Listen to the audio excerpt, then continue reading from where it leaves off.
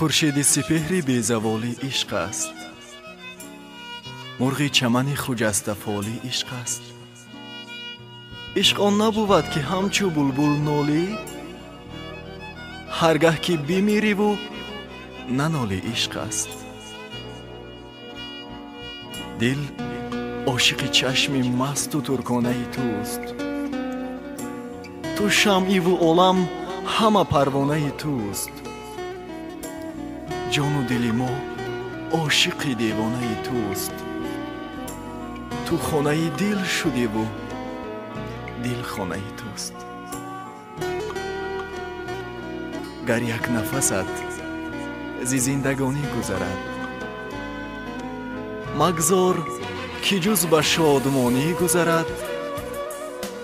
هوش دار که سرمایه این ملک جهان، عمر است و چنانش گذرانی گذرد. عمر است و چنانش گذرانی گذرد. گر باده خوری تو با خردمندان خور،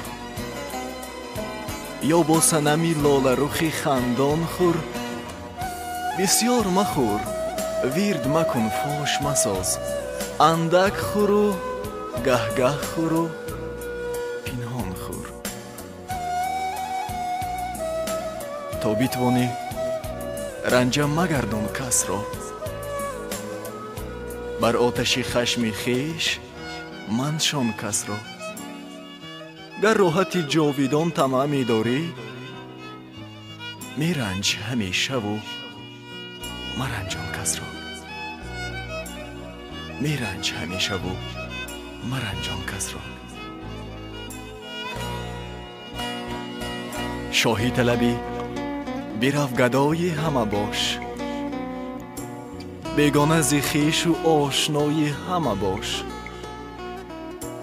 خواهی که تو را چو تاج بر سر بینند،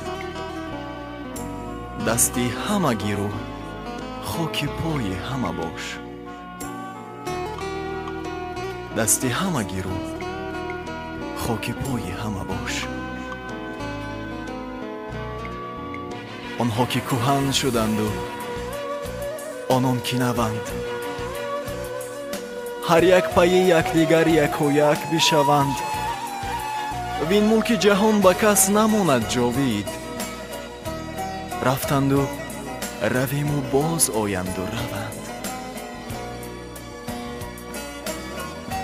از آمدنم نبود گردون را سود، و از رفتن من جاه و جلالش نفزود.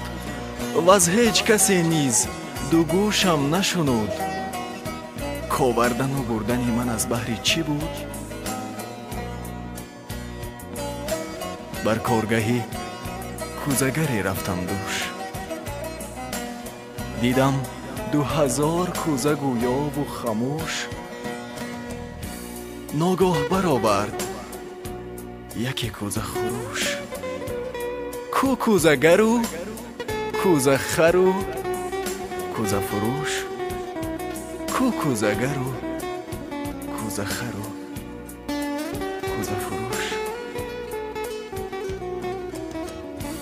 یک قطره آب بود و با دریا شد، یک ذره خاک با زمین یک جا شد. آمد شدنی تو اندر این دنیا چیست؟ آمد مگسی پدید و ناپیدا شد. آمد مگسی پدید و ناپیدا شد.